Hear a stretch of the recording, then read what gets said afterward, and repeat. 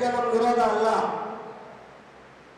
ನಮಗೆ ನಮ್ಮ ಹಕ್ಕು, ನಮಗೆ ನಮ್ಮ ಹಕ್ಕುದಾರ ಅನ್ಯಾಯ, ನಮಗೆ ನಾವು ಎದುರಿಸ್ತಾ ಇರ್ತಕ್ಕಂಥ ಅನೇಕ ಸಮಸ್ಯೆ, ಇದನ್ನು ನಾವು ಇವತ್ತು ಯೋಚನೆ ಮಾಡಿ ನಿರ್ಧಾರ ಮಾಡಬೇಕಾಗಿದೆ. ಚಲುವರಾಯಸ್ವಾಮಿ, ಕುಮಾರಸ್ವಾಮಿ, ನರೇಂದ್ರ ಸ್ವಾಮಿ ಮುಖ್ಯ ಆಗಲ್ಲ.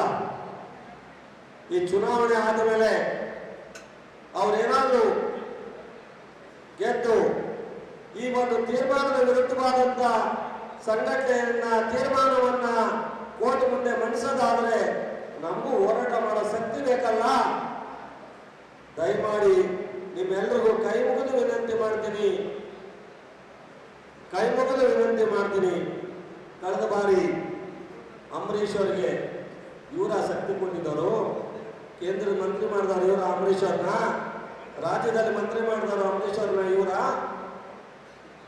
ಇವತ್ತು ಸುಮಲತಾ ಅವ್ರ ಮನೆಗೆ ಹೋಗಿ ಅಕ್ಕ ಅಂತ ನನಗೆ ಅವ್ರು ಗೊತ್ತಿಲ್ಲ. ಸುಮಲತಾ ಅವ್ರ ಬಗ್ಗೆ ಇರ್ತಾರೋ ಬಿಡ್ತಾರೋ ಜೊತೆ ಸೇರ್ತಾರೋ ನನಗೆ ಸಂಬಂಧ ಇಲ್ಲ.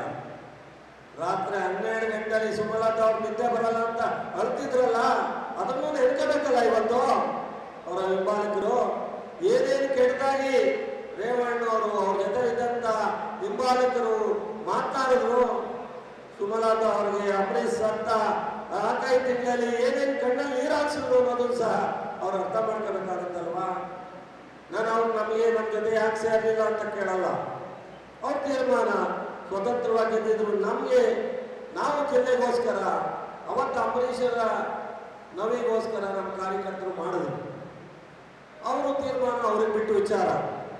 ನಾನು ಇವತ್ತು ಹೇಳ್ತಾ ಇಲ್ಲ, ಅವ್ರು ಗೆದ್ದ ಪ್ರಾರಂಭದಿಂದ ಇಲ್ಲಿವರೆಗೆ ಅವ್ರ ತೀರ್ಮಾನಕ್ಕೆ ನಾನು ಮಧ್ಯ ಪ್ರವೇಶ ಮಾಡಲ್ಲ ಅಂತ ಹೇಳಿದ್ದೀನಿ. ಇವತ್ತು ಅದಕ್ಕೆ ನಾನು ಬದ್ಧನಾಗಿದ್ದೇನೆ.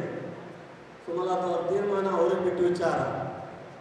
ಮಂಡ್ಯ ಜಿಲ್ಲೆಯಲ್ಲಿ ಬಹುಶಃ ನಮ್ಮನ್ನೆಲ್ಲ ರಾಜಕೀಯದಿಂದ ನಿವೃತ್ತಿ ಮಾಡಿ ಅಂತೇಳಿ ನಿಮಗೋಸ್ಕರ ಒಳ್ಳೆದಾಗದ ನಾವೆಲ್ಲ ನಿವೃತ್ತಿ ಘೋಷಣೆ ಮಾಡ್ತೀವಿ. ಇಲ್ಲ ಮಂಡ್ಯ ಜಿಲ್ಲೆ ಉಳಿಸುವಂತ ತೀರ್ಮಾನ ತಗೊಳ್ಳಿ, ನೀವು ತಗೋಬೇಕಾಗುತ್ತೆ. ನಾನು ನನಗೋಸ್ಕರ ಅಲ್ಲ, ನಾನು ನರೇಂದ್ರ ಸ್ವಾಮಿ ಮಂತ್ರಿ ಆಗಿದ್ದೀನಿ. ಇಲ್ಲಿರ್ತಕ್ಕಂಥ ರವಿ ಉದಯಗೌಡ ಶಾಸಕರಾಗವ್ರೆ. 10 ಸಲ ಆದರೂ 1 ಸಲ ಮಾಜಿ ಆಗುವಂಥದ್ದು ಇದ್ದೇ ಇರುತ್ತೆ. ನಮಗೊಂದು ಆಸೆ ಇದೆ, ಕನಸಿದೆ, ಈ ಜಿಲ್ಲೆ ಏನಾದರೂ ಒಂದಷ್ಟು ಅಭಿವೃದ್ಧಿ ಮಾಡಬೇಕು. ನಾವು